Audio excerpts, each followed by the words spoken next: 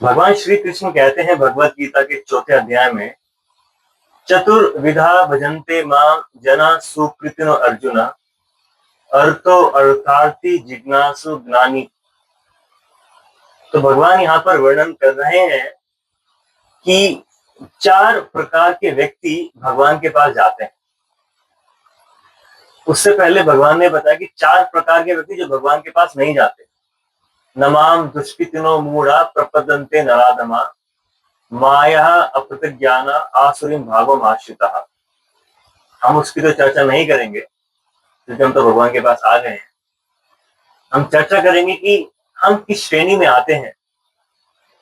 जो चार प्रकार के लोग भगवान श्री कृष्ण के पास आकर भगवान को शरणागत करते हैं, वो कौन चार प्रकार हैं। क्या कह रहे हैं भगवान? चतुर्विधा भजन्ते माम। चतुर चार प्रकार के व्यक्ति भजन्ते माम, मेरा भजन करते हैं। कौन होते हैं वो? अर्थो अर्थार्थी जिज्ञासु और ज्ञानी। अर्थो मतलब जिसे कुछ अर्थ चाहिए, पैसा चाहिए, धन चाहिए, संपत्ति चाहिए, उस प्रकार के व्यक्ति भगवान के पास आते हैं। अर्थार्थी जो बहुत डिस्ट्रेस होते हैं, परेशान होते हैं, जीवन में कुछ परेशानियां कठिनाई आ जाती है तो भगवान के पास चले जाते हैं। जिज्ञासु तो बहुत जिज्ञासु होते हैं, मन में बहुत जिज्ञासा होती है, ऐसा क्यों है, वैसा क्यों है, भगवान ने मुझे क्यों बनाया है, इस पृथ्वी का वास्तविक उद्देश्य क्या है, जीवन क्या है, कर्म क्या है, ये सब जिज्ञासा जिसके पास आती है। और एक होता है ज्ञानी, जिसने ब्रह्मन को पहचान लिया है, जिसने आत्म साक्षात्कार का विज्ञान कर लिया है, वो भगवान के पास जाता है। अब बताइए, कल हमने चर्चा की थी कौन व्यक्ति थे जो ज्ञानी के रूप में भगवान के पास गए थे, जिनके पास ज्ञान था। कल हमने चर्चा की थी चार छोटे बालक की, चार कुमार। उनका नाम क्या क्या था? सनत, सनातन, सनक, सनंदन। तो चार कुमार वो किस श्रेणी में आते हैं? वो आते हैं ज्ञानी की कैटेगरी में। वो ऑलरेडी ज्ञानी थे, उन्हें आत्मा साक्षात्कार हो चुका था, उसके बावजूद वो भगवान के पास जा रहे थे, वैकुंठ में जा रहे थे। आज हम पढ़ेंगे जो धन के लिए भगवान के पास गए। बहुत उत्सुक होंगे आप सब लोग। तो एक बार क्या हुआ, जैसे हमने कल पढ़ा था स्वयंभू मनु के बारे में, हम कल पढ़ रहे थे कि स्वयंभू मनु आए थे। किसके पास आए थे? किसके पास आए थे कल स्वयंभू मनु? कर्दम मुनि के पास आए थे, अपनी बेटी का हाथ लेकर, देवहूति का हाथ लेकर। तो सेम स्वयंभू मनु के एक बेटी थी देवहूति, और दो बेटे थे, प्रियाव्रता और उत्तानपाद। उत्तानपाद की दो पत्नियां थी, सुनीति और सुरुचि, और उनके दो बेटे थे। सुनीति से एक बेटा था, सुरुचि से एक बेटा था। तो सुनीति से बेटा था, उसका नाम था ध्रुव महाराज, ध्रुवा। आपने सुना होगा ध्रुवा का नाम। और जो सुरुचि से बेटा था उसका नाम था उत्तमा। तो एक बार क्या हुआ, एक बार उत्तानपाद अपने राज्य में राज्य करते हुए राज सिंहासन पर बैठे हुए थे, और उनके पास उनकी जो छोटी पत्नी थी सुरुचि जिसका नाम था, उससे बहुत प्रेम करते थे। वो फेवरेट पत्नी थी उनकी। तो सामने खड़ी हुई थी सुरुचि सिंहासन पे, उत्तानपाद बैठे हुए थे। वहां पर आए ध्रुव महाराज। ध्रुव महाराज को लगा मेरे पिताजी हैं, कितना स्नेह करते हैं, कितना प्रेम करते हैं मेरे से, मैं चाहता हूं कि उनकी गोदी में जाके बैठ जाऊं। ऐसे भाव प्रकट हुए ध्रुव महाराज के हृदय में, और उस भाव के साथ दौड़े दौड़े गए ध्रुव महाराज उत्तानपाद के पास। और जैसे ही जाके गोदी में बैठे उत्तानपाद के, उत्तानपाद उनको बहुत स्नेह करते थे, बहुत प्रेम करते थे। वो भी उनसे गले मिलना चाहते थे, गोदी में खिलाना चाहते थे, लेकिन सुरुचि सामने खड़ी हुई थी, इसलिए वो ज्यादा स्नेह नहीं कर पाए। और उस समय सुरुचि को बहुत क्रोध आ गया, ये कैसे बैठ सकता है ध्रुव अपने पिताजी की गोद में। उसने क्या किया, सुरुचि ने गई, उसको भाव से पकड़ा, फेंक दिया। तुम्हारा कोई अधिकार नहीं है तुम्हारे पिता की गोद में बैठने का। तुमने सुनीति के गर्भ से जन्म लिया है, मेरे गर्भ से जन्म नहीं लिया है तुमने। अगर तुम्हें अपने पिता की गोद में बैठना है, उसके लिए तुम्हें बहुत तपस्या करनी पड़ेगी और अगले जन्म में मेरी कोख से जन्म लेना पड़ेगा, तभी तुम बैठ सकते हो अपने पिताजी की गोद में। तो ध्रुव महाराज जो क्षत्रिय थे, 5 साल का छठा बच्चा था, उनका हृदय बहुत बहुत दर्द हो गया, हृदय टूट गया उनका, बहुत गुस्सा आ गया उनको। उन्होंने मन ही मन संकल्प किया कि मैं अब अपने पिताजी से बड़ा सिंहासन लेके दिखाऊंगा। सोचिए, आप दुकान पर बैठे हुए हैं, छोटा बालक 5 साल का आता है, दुकान पर कोई कस्टमर आ गया, आपने जाओ घर पे जाओ। बच्चे को दर्द हो गया, मेरे पिताजी ने मुझे उठा दिया, अभी मैं अपने पिताजी से बड़ी दुकान करके दिखाऊंगा। ऐसी भावनाएं आई ध्रुव महाराज के हृदय, अपने पिताजी से बड़ा सिंहासन लेके दिखाऊंगा। तो रोते रोते गया सुरुचि के पास में, सुनीति के पास में। और सुनीति जो थी वो इतना फेवरेट नहीं थी, दासी की तरह रहती थी राज्य में, कोई प्रेम कोई स्नेह नहीं था उत्तान पाद उनके प्रति। उस समय जब सुनीति के पास आए रोते रोते ध्रुव महाराज, तो उनका हृदय मां की तरह पिघल गया। मेरा छोटा बच्चा, 5 साल का बच्चा रो रहा है, बिलख रहा है, क्या चाहता था, पिताजी थोड़ा स्नेह चाहता था कि बैठ जाए गोदी में जाकर, लेकिन सुरुचि ने हटा दिया।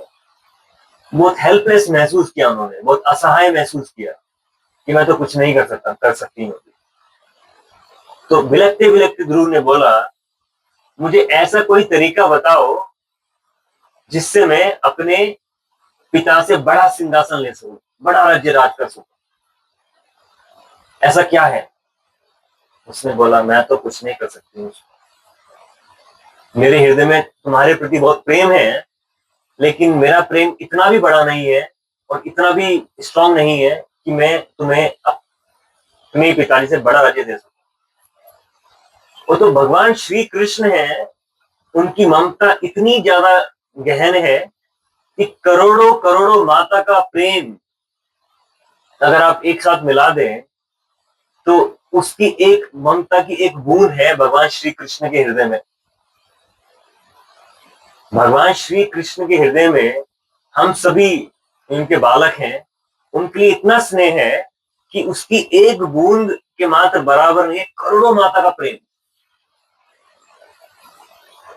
ऐसा बोलकर सुनीति ने कहा कि मैंने सुना है कि जंगल में मिलते हैं भगवान, तुम जंगल में चले जाओ। अब सोचिए, एक माँ है, अपने 5 साल के बच्चों को जंगल भेजे, कैसे भेजा होगा, कितना हृदय कठोर करके भेजा होगा। लेकिन उन्हें पता था भगवान श्री कृष्ण के पास जाएंगे तो उनकी ममता से उनका स्नेह इतना मिलेगा कि वो भाव विभोर हो जाएंगे। तो उनकी पहली गुरु बनी ध्रुव महाराज की उनकी माँ, नाम था सुनीति। वो जंगल में चले गए। जब जंगल में गए तो वहां पर भटक रहे थे, भगवान को ढूंढ रहे थे, भगवान कहाँ है। उनके मन में इतनी उत्तेजना थी भगवान से मिलने की, इतनी उत्तेजना थी कि भगवान का हृदय भी बहुत कोमल हो गया। भगवान ने कहा नारद मुनि से, जाओ, एक ध्रुव छोटा बालक है, मुझे ढूंढ रहा है, उसको मेरा पता करो। हमने कल पढ़ा था, परसों भी पढ़ा था कि किसी के ऊपर भी अगर असीम कृपा होती है भगवान की, वो पहले अपने शुद्ध भक्त को भेज देते हैं उस भक्त के पास में। सुखदेव गोस्वामी आए परीक्षित महाराज के पास, नारद मुनि आए व्यास देव के पास, अभी भगवान श्री कृष्ण ने दोबारा नारद मुनि को भेजा ध्रुव महाराज के पास।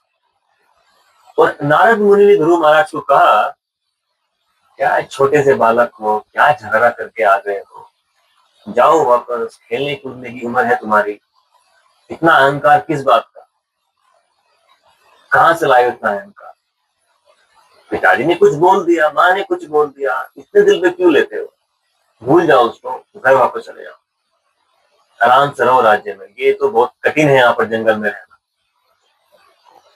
ध्रुव महाराज ने कहा, नारद मुनि जो आप उपदेश दे रहे हैं एक ब्राह्मण के लिए अच्छा है, लेकिन मैं ब्राह्मण नहीं हूं, मैं क्षत्रिय हूं। क्षत्रिय क्षत्रिय रिस्पेक्ट चाहता है, इज्जत चाहता है। ब्राह्मण का धन होता है विद्या, क्षत्रिय का धन होता है इज्जत, पावर। एक वैश्य का धन होता है बिजनेस, उसका धन। और एक शूद्र का धन होता है सेवा, सर्विस, जॉब। तो हर एक वर्ण अपने अपने वेल्थ को वैल्यू करता है, बहुत इंपॉर्टेंट महत्व देता है उसको। एक ब्राह्मण के पास जाएंगे, एक रियल ब्राह्मण की नजरों में धन की कोई वैल्यू नहीं। एक रियल ब्राह्मण की नजरों में विद्या होती है धन। क्षत्रिय अपनी इज्जत के लिए, शक्ति के लिए कुछ भी छोड़ सकता है, कुछ भी दांव पे लगा सकता है। ऐसे ध्रुव महाराज क्षत्रिय थे। ये आपके उपदेश ब्राह्मण वर्ग के लिए अच्छे हैं, लेकिन मैं क्षत्रिय हूं, मेरे अंदर में वो जान ही रहे हैं। मुझे तो ये बताओ कि कैसे भगवान मिलेंगे। इतने अडिक्ट थे अपने संकल्प पर ध्रुव महाराज। जब नारद मुनि ने सुना, हाँ ये तो थोड़ा भगवान के पास असलियत में जाना चाहता है, इसलिए गुरु भी बहुत टेस्टिंग करते हैं इनिशियली, स्टार्टिंग में। जब भी आप किसी गुरु के पास, असली गुरु के पास जाएंगे, तो असली गुरु हमेशा आपको टेस्ट करेंगे कि आप जाने लायक हो भगवान के पास या नहीं। तो नारद मुनि ने कहा, एक काम करो, वृंदावन जाओ, वृंदावन में मधुवन है, मधुवन में जाके ये मंत्र लो, ओम नमो भगवते वासुदेवाय। भगवान की मूर्ति बनाओ एक, यमुना के पास जाके तपस्या करो, अष्टांग योग प्रैक्टिस करो, उसका अध्ययन करो, और साथ में ओम नमो भगवते वासुदेव का जाप करो। तो उस समय नारद मुनि ने ध्रुव को अपना शिष्य बना लिया, और शिष्य बनाकर विधि बता दी कि किस प्रकार भगवान के पास जाया जाए। अभी गुरु का काम तो हो गया, अभी शिष्य को अपना आत्मसमर्पण करना है। हमें लगता है कि भक्ति मतलब अगर किसी गुरु के पास जाओ, आशीर्वाद ले लो, अच्छा सब कुछ हो जाएगा और भूल जाओ। लेकिन असली गुरु की कृपा क्या होती है कि हमें एक विधि मिलती है भगवान के पास जाने की, लेकिन विधि हमें ही फॉलो करनी पड़ती है। ऐसा कुछ मैजिक नहीं होता है कि सिर पे हाथ रख दिया सब कुछ आपको मिल गया, उसके लिए आपको तपस्या करनी पड़ती है। ऐसी नारद मुनि ने दे दिया तपस्या करने की विधि, और ध्रुव महाराज चले गए मधुवन में। वृंदावन में भी आश्रम है उनका, मधुवन जाएंगे तो आप कभी, वहां पे मंदिर भी है ध्रुव महाराज का, यहाँ पे उन्होंने तपस्या की थी 6 महीने तक। तो उन्होंने इतनी गहन तपस्या की कि पहले महीने में उन्होंने सिर्फ फूल और पत्ते खाए तोड़कर पेड़ से। पहले महीने सिर्फ फल खाए और पत्तियां खाई पेड़ से तोड़कर। दूसरे महीने खुद नहीं तोड़े, जो टूट गए वो खा लिए, तोड़ने बंद कर दिए। तीसरे महीने में सिर्फ पत्ते खाए, फल खाना भी छोड़ दिया। चौथे महीने में पत्तियां खाना भी छोड़ दिया, सिर्फ पानी पिया, सिर्फ पानी पिया। 5 साल का बच्चा कितना बड़ा संकल्प लेके बैठा हुआ है, निश्चय कितना स्ट्रांग होगा उसका, उनका। इसलिए बोला गया कि भक्ति में 6 चीजें बहुत महत्वपूर्ण होती है। अगर आपको भक्ति करनी है, कुछ भी कार्य में एक आपको सफल बनना है, उत्साह, निश्चय, धैर्य। उत्साह होना चाहिए उस गतिविधि के लिए, निश्चय, डिटर्मिनेशन, कुछ भी हो जाए मैं तो करूंगा, निश्चय, और धैर्य, पेशेंस। धैर्य बहुत महत्वपूर्ण होता है। एक पति पत्नी की शादी हुई, पत्नी बोलती है मुझे बच्चा चाहिए, बच्चा मिल जाएगा लेकिन उसमें 9 महीने वेट करना पड़ेगा, नहीं मुझे कल ही चाहिए, नहीं मिलेगा। भगवान एक विधि बनाई है, धैर्य रखो। तो उत्साह जब हमारे हृदय में भक्ति का बीज बोया जाता है, उसे फलने में समय लगता है, उसके ऊपर पानी डालने करना पड़ता है। तो बीज तो आ गया था, नारद मुनि दिया था ध्रुव महाराज को, अभी उसको वो पानी डाल रहे बीज के ऊपर, और साथ में वो निश्चय था उनके अंदर। फिर 5वें महीने उन्होंने पानी पीना भी छोड़ दिया, सिर्फ हवा खाई। सोचिए कितनी गहन तपस्या कर रहे थे। और 6ठे महीने उन्होंने हवा कभी छोड़ दिया, सांस लेना बंद कर दिया। अब सोचिए कहां पर इतनी शक्ति आई ध्रुव महाराज को कि वो 6ठे महीने सांस भी नहीं ले पा रहे, सांस नहीं ले रहे वो। जब उन्होंने सांस लेना बंद कर दिया, उस समय पूरे के पूरे ब्रह्मांड की प्राणवायु चोक हो गई। आपने कभी सोचा होगा, देखा होगा कि अगर आप किसी को सच्चे दिल से याद कर रहे हैं, उस आदमी को आपकी हिचकी आनी शुरू हो जाएगी। हिचकी आने तो क्या होता है, कोई याद कर रहा है, ऐसा बोलते हैं ना हम लोग। ऐसा क्यों होता है? क्योंकि हम सब आपस में सेम प्राणवायु से कनेक्टेड हैं। अगर हमारे हृदय में कुछ हो रहा है, हम जिसके बारे में सोच रहे हैं, उस व्यक्ति को हमेशा भी पता लग जाएगा कि कुछ चल रहा है, कुछ परेशानी है, क्योंकि हम आपस में कनेक्टेड हैं एक सेम प्राणवायु से। इसी प्रकार जब ध्रुव महाराज ने पूरी की पूरी प्राणवायु अपने शरीर में रोक ली और भगवान को अपने मन में धारण कर लिया, वो इतने भारी हो गए, इतने भारी हो गए कि उनके अंगूठे मात्र से पूरी की पूरी धरती हिलने लगी। ध्रुव महाराज के अंदर इतनी शक्ति का आवेश हो चुका था, सिर्फ तपस्या मात्र करने से। एक छोटे बच्चे, 5 साल के बच्चे के अंगूठे मात्र को प्रेस करने से धरती के ऊपर पूरी धरती हिल रही थी। और पूरा का पूरा ब्रह्मांड बिना प्राणवायु के सफोकेट हो रहा था। सारी देव देवता परेशान हो गए, अभी क्या हो रहा है। तो सब ब्रह्मा जी के पास गए, जो चीफ डेमिगॉड है। जब ब्रह्मा जी के पास गए, ब्रह्मा जी से पूछा कि क्या चल रहा है, समाधान कीजिए इस बात का। ब्रह्मा जी गए विष्णु जी के पास में, श्वेता द्वीप में।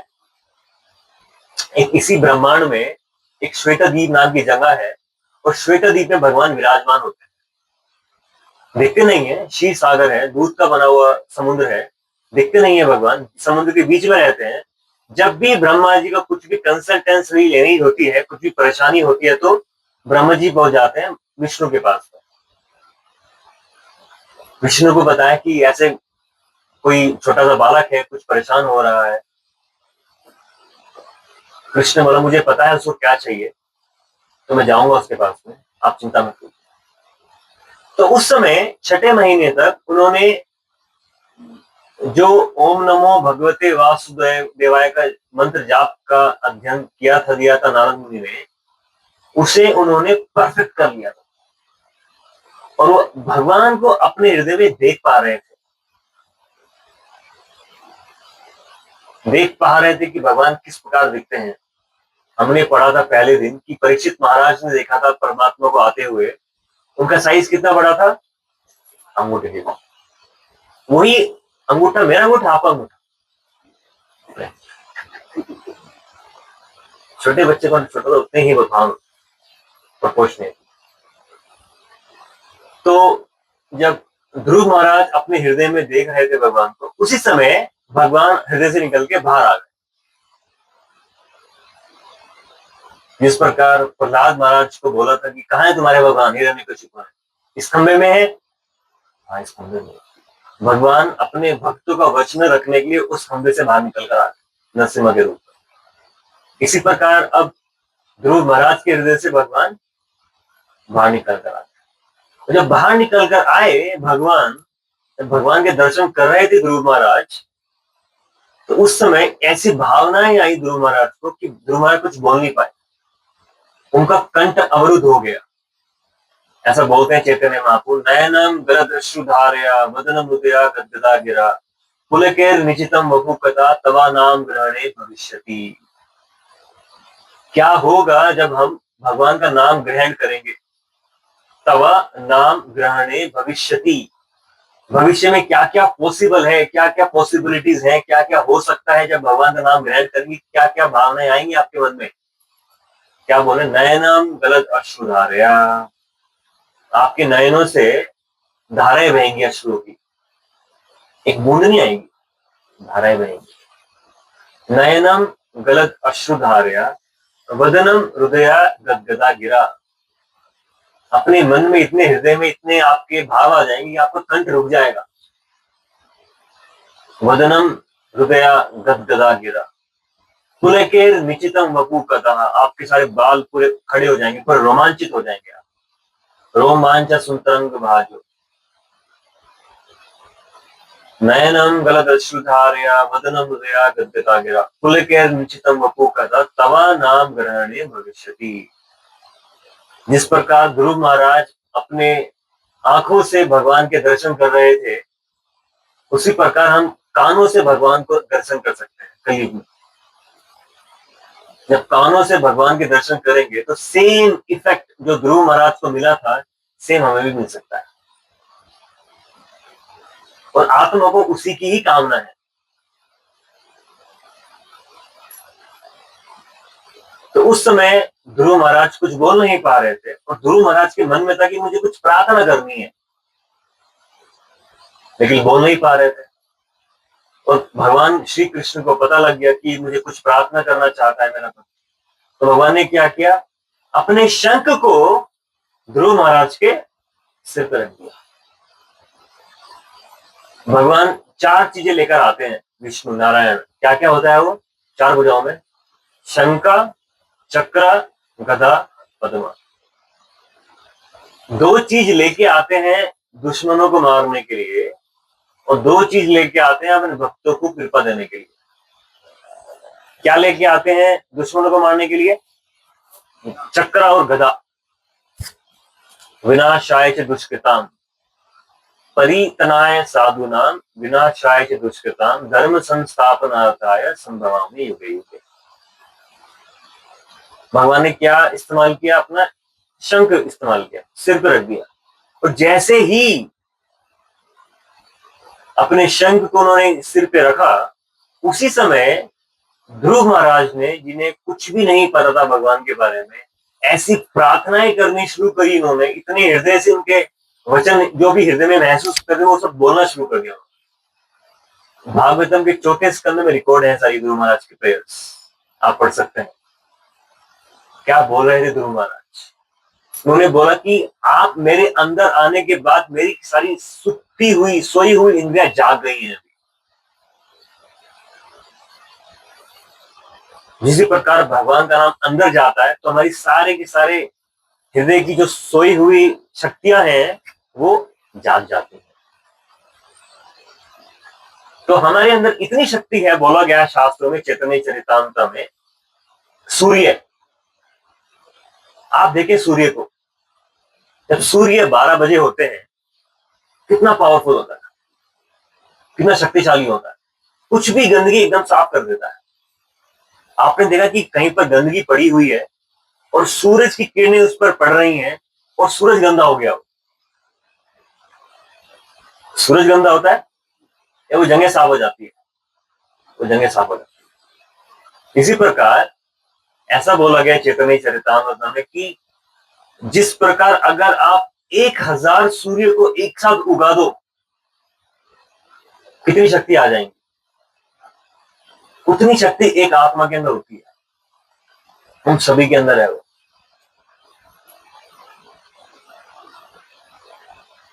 क्योंकि हम भगवान को भूल गए हैं, क्योंकि हम भगवान से बिछड़ चुके हैं, क्योंकि हमारा भगवान से वियोग हो चुका है, हम अपनी सारी शक्तियां भूल चुके हैं। तो जीवन का एकमात्र उद्देश्य इस भौतिक जगत की शक्तियों को कमाना नहीं है। वो तो कुत्ते बिल्ली भी कमाते हैं अलग अलग तरीके से। हमारे जीवन का असली उद्देश्य अपनी खुद की आत्माओं की शक्ति को उजागर करना है, जो ध्रुव महाराज कर चुके हैं। फिर ध्रुव महाराज ने बोला, स्थानाभिलाषितो तपोस्थितो हम त्वं प्राप्तवान देव मुनीन्द्र गुह्यम काचन विचिन्नमपि दिव्य रत्नम स्वामिन् कृतार्थोऽस्मिन् वरम न याचे। ध्रुव महाराज क्या पाने के लिए स्थित हुए थे तपस्या में? क्या चाहिए था ध्रुव महाराज को? राज्य। कितना बड़ा राज्य? अपने पिता से बड़ा। उत्तानपाद जो स्वयं के बेटे हैं, ब्रह्मा जी के पोते हैं, उनसे बड़ा राज्य चाहिए। अभी वो क्या बोल रहे हैं? वरम न याचे, अभी मुझे नहीं चाहिए। स्थान अभिलाषितो तपोस्थितो हम। स्थान के अभिलाष से, स्थान क्या? पोजीशन। स्थान के अभिलाष से तपो स्थितो हम, मैंने अपने आप को तपस्या में अपने आप को दिया था। स्थान अभिलाषितो तपो स्थितो हम, लेकिन मुझे क्या मिल गए? तुम प्राप्तवान। तुम मिल गए, तुम प्राप्तवान। कौन मिल गया? देवा मुनि इंद्र गुह्यम, जो देव इंद्र को और मुनि को भी मिलते नहीं है। तुम प्राप्तवान देव मुनि इंद्र गुह्यम काचन विचिन्नम अपि दिव्य रत्नम। मैं तो ढूंढ रहा था कांच के टूटे हुए टुकड़े। एक गिलास टूट जाता है, मानो एक गंदा गिलास टूट गया, आपके सामने गंदे गिलास के टुकड़े पड़े हुए और बराबर में एक डायमंड मिल गया आपको जो खोया हुआ था। सेम जगह पर आप एक डायमंड ढूंढ रहे थे, डायमंड ढूंढते ढूंढते आपका कांच गिलास टूट के गिर गया। अभी दोनों पड़े हुए हैं, गंदे गिलास से कांच के टुकड़े पड़े हुए हैं और आपको जो डायमंड खो गया था वो भी पड़ा हुआ है। क्या करेंगे आप? पहले कांच के टुकड़े उठाएंगे? दिव्य रत्नम। गुरु महाराज बोल रहे हैं कि मैं तो कांच के टुकड़े लेने के लिए आया था आपके पास में, लेकिन मुझे क्या मिल गया? दिव्य रत्नम मिल गया जो खो गया था। तो भावनाएं व्यक्त की गुरु महाराज ने भगवान श्री कृष्ण को। भगवान ने बोला, मांगो, क्या मांगना है? नहीं चाहिए, आप मिल गया ना। अब तो मैं तो आया यहाँ पे वर देने के लिए, मैं तो बिना वर दिए जाऊंगा नहीं। मेरा नाम है वरेश, वरदेश। मैं सारे के सारे वरों का ईश्वर हूं। अगर मैं आपके पास आया हूं तो कुछ तो वर दे के जाऊंगा, जो मांगा तो वही दे के जाऊंगा। तो उन्होंने ध्रुव महाराज को ध्रुव तारा दे दिया और बोला कि 36,000 दिव्य सालों तक तुम उस पर तपस्या, तुम उस पर राज्य करोगे। 36,000 दिव्य वर्ष तक उसके ऊपर राज करोगे और जब भी संहार होगा पूरे ब्रह्मांड का, तुम्हारा राज्य नहीं टूटेगा। तो भगवान की जब तपस्या की ध्रुव महाराज ने, तो बोला उसके बाद कि उन 36,000 साल के बाद में तुम मेरे पास आ जाओगे। अभी ध्रुव महाराज को क्या लग रहा हो? ये मिल गया, 36,000 साल तक राज्य करने के लिए राज्य मिल गया, ऐसा लगा होगा उनको। लेकिन वो सोच रहे कि मैं तो ठगा गया, भगवान ने मुझे ठग लिया। कहा मैं भगवान के पास अभी जा सकता था और जो भावनाएं मुझे महसूस हो रही थी मैं अभी से महसूस करके भगवान की सेवा कर सकता था। अभी मेरे और भगवान के बीच में 36,000 साल का फर्क पड़ गया। वो दुखी हो रहे थे। ये होता है भौतिक वस्तु पाने का सुख। जब होता नहीं है तो क्या लगता है? मिल जाए मिल जाए मिल जाए मिल जाए मिल जाए। तो जब मिल जाता है तो नेक्स्ट क्या है? बचपन में क्या लगता था? एक बार बस एजुकेशन पूरी कर ले, एक बार बस इंजीनियरिंग कॉलेज में घुस जाए, IIT क्लियर करो या फिर कुछ अच्छा इंजीनियरिंग एग्जाम मिल जाए। वो मिल गया, तो उसके बाद क्या? बस एक नौकरी मिल जाए। उसके बाद क्या? जो मिल जाए, छोकरी मिल जाए। नौकरी मिल जाए, छोकरी मिल जाए, उसके बाद क्या मिल जाए? बड़ा सा घर हो जाए। फिर क्या क्या मिल गया है? वो मिलने के बाद ही समझ आता है इससे पहले समझ नहीं आता। ऐसे करके आपका गोल पोस्ट आगे बढ़ता रहता है। अभी ये मिल गया, फिर नेक्स्ट क्या, वो दिखता नहीं आगे वाला, जब ये मिलने से पहले फिर अगले पे जाना, अगले पे जाना, अगले पे जाना। गुरु महाराज की कितनी 6 महीने उन्होंने सांस होकर तपस्या करी, किस राज्य के लिए, कितना उनके अंदर भावना है वो लेने के लिए, लेकिन वो मिलते हैं उनका सारा का सारा स्वाद चला गया उसमें। लेकिन ठीक है, भगवान ने आगे दिया तो राजा को तो करना पड़ेगा। तो वापस आए, जब वापस आए राज्य करने के लिए, तो उनके पिता उत्तानपाद, क्योंकि उससे पहले बहुत परेशान हो गए थे उत्तानपाद कि मेरा छोटा बच्चा कहाँ भटक रहा होगा, कहाँ परेशान होगा। उस समय वो ढूंढने चले गए। फिर नारद मुनि वहां पर आए। नारद मुनि ने बोला परेशान मत हो, आपका बच्चा 6 महीने बाद वापस आ जाए, तो वो ऐसा कार्य करके आएगा कि आप सबका नाम रोशन कर देगा। जब ध्रुव महाराज वापस आए, इतना प्रेम था उत्तानपाद के हृदय में अपने छोटे बालक के लिए, इतना बड़ा भगवान के दर्शन करके आए थे वो, कि वो पूरा आलिंगन किया, उन्हें चूमा, उन्हें बहुत प्यार दिया। सुरुचि भी जो बोलती थी अगले जन्म में आना पड़ेगा मेरे को, वो भी उनके पास पूरा प्रेम बरसाने के लिए आ गई। तो उसके बाद उन्होंने 36,000 साल तक राज्य किया। और जिस भाई के लिए उत्तमा, उनका नाम था सुरुचि के बेटे का, उसको आके यक्षास ने मार दिया। जिस बेटे के लिए सुरुचि ने अपराध किया था ध्रुव महाराज का, उसी बेटे को यक्षास ने आके, जो कुबेरा के संत, उन्होंने आके मार दिया। उसका सुरुचि भी चली गई जंगल में, जंगल में आग लगने से उनकी भी मृत्यु हो गई। ऐसे चक्र घूमता रहता, ऊपर का नीचे आता रहता, नीचे का ऊपर आता रहता।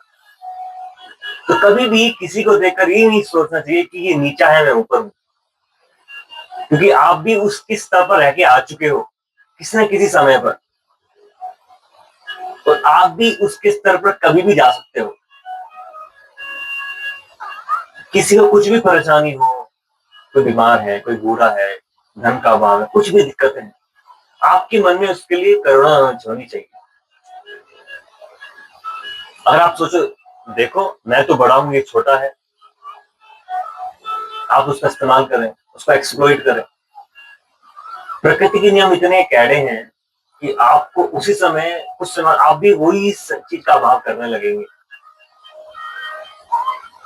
तो अपने मन को, जो भी आपको मिला है, उसको भगवान का गुणगान करके, एक कृतज्ञता की भावना लेके आके, आप जिसको भी भगवान की भक्ति दे सकते हैं उसको भगवान की भक्ति दे दीजिए। नाम दे दीजिए, प्रसाद बांट दीजिए, भगवान की पुस्तकें बांट दीजिए, उसके ऊपर उसे एक्सप्लॉइट मत कीजिए, उसको मजाक मत उड़ाइए। ऐसा ही हुआ सुरुचि के साथ में। उसके बाद लेकिन गुरु महाराज के हृदय में था मेरा भाई है, उन्होंने क्या किया, पूरे पूरे यक्षास को मार दिया। जब उनके भाई को यक्षास ने मारा, और मारने के बाद में वो पूरी की पूरी क्लैन को मारने का प्लान था उनका। उस समय स्वयं बहुत गुस्सा था उनका, क्षत्रिय थे ना, गुस्सा के वो चले गए थे 6 महीने, 5 साल की उम्र में 6 महीने तपस्या करने के लिए। उनके भाई की किसी ने हत्या कर दिया, तो क्या क्या नहीं करेंगे। पूरे के पूरे यक्षास को मार दिया, और मारने वाले थे उस समय कुबेर जी आगे, वहां पे स्वयं मनु आ गए, उनके दादा जो थे। उन्होंने बोला कि ध्रुव महाराज, आपको भगवान ने वर दिया है, आप तो भगवान के पास जाने वाले हो, क्यों अपना टाइम और बढ़ा रहे हो और अपराध करते हो, छोड़ दो। कुबेर बहुत गुस्सा है, यहाँ पे शिव जी भी बहुत गुस्सा है, छोड़ दो, एक गुस्सा छोड़ दो। तो ध्रुव महाराज का गुस्सा जो था वो स्वयंभू मनु के कहने पर उन्होंने छोड़ दिया। तो कई बार क्या होता है कि हमें कुछ चीजें मिलने भी वाली होती है ना, मान लो आप किसी चीज को पाने की इच्छुक थे, आपको मिलने भी वाली होती है, लेकिन आप अपने गुस्से के कारण उसे परेशान कर देते हैं। तो गुस्सा ऐसी चीज है जो आदमी खुद को जला देता है। गुस्सा बोला गया है कि, एक बहुत बड़ी रिसर्च हुई है अमेरिका में, गाबरमेटी नाम का एक साइकोलॉजिस्ट है, साइकोथेरेपिस्ट है, उन्होंने बोला है कि अगर आप अपने मन के अंदर गुस्से को रखेंगे ना, अगर उसे बाहर नहीं निकालेंगे, तो आपका कैंसर का ट्यूमर बाहर निकालेगा उसको। सर्टिफाइड रिसर्च है। अगर आप अपने अंदर गुस्सा रख रहे हैं और आप उसे अंदर बाहर नहीं निकाल रहे हैं सही तरीके से, उसे खत्म नहीं कर रहे हैं, तो शरीर के अंगों में जाके फिर कैंसर का ट्यूमर बन के वो बाहर निकलता है। फिर ऑपरेशन करके उस गुस्से को बाहर निकालना पड़ता है, कीमोथेरेपी से बाहर निकालना पड़ता है। या तो आप अपनी गुस्से को कीमोथेरेपी से बाहर निकाल लो,